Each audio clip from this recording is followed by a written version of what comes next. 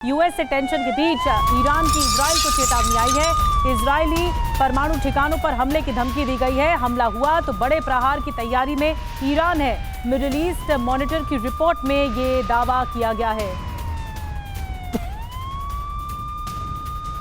और Israel versus Iran, मध्य पूर्व में विनाश की जो आशंका है वो इन सब खबरों के जरिए तस्दीक देती हुई दिखाई दे रही है, क्योंकि ईरान ने हथियार थाम लिए हैं, पोजीशनिंग ले ली है और कभी भी वो हमला कर सकता है। लेकिन इजराइल के खिलाफ ईरान की रणनीति हमेशा से ही दुरुस्त रही है।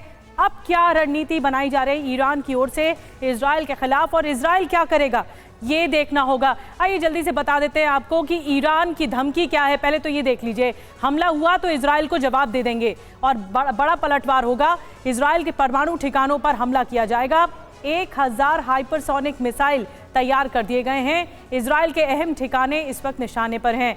अमेरिकी सैन्य ठिकाने भी टारगेट पर हैं। मिडिल ईस्ट मॉनिटर की दरअसल रिपोर्ट के जरिए ये दावा किया गया है। त्रिपाठी सर, मैं आपके पास आ रही हूँ। ये जो दावा किया जा रहा है ईरान की ओर से, पहले भी हम इस पर चर्चा कर रहे थे, क्या ये धमकियां जो दी जा रही हैं या उकसावे की कार्रवाई की जा रही है, अभी कार्रवाई या बूट्स ऑन ग्राउंड आए नहीं है लेकिन सिर्फ धमकियां दी जा रही है, इस दावे पर आप क्या कहेंगे? ये देखिए, ये धमकियां दी जा रही हैं, ये ईरान ये दिखाने की कोशिश कर रहा है अपने कॉन्स्टिट्यूएंसीज को और विश्व को भी कि देखिए, अगर अमेरिका ने कुछ किया या इजराइल ने कुछ किया तो हम पूरी तरह से सन्नद्ध हैं, पूरी तरह से तैयार हैं। यहाँ पर एक चीज़ मैं ये बताना चाहूँगा, जो अभी बात हो रही थी कि यमन से ईरान ने अपने सैनिकों को बुला लिया है। देखिए, मेरे ख्याल से, मुझे एग्जैक्ट नंबर नहीं मालूम है, लेकिन जितने भी सैनिक हैं वो इतने काफ़ी नहीं होंगे कि ईरान की पूरी सेना का एक सिर्फ फ्रैक्शन ही होंगे।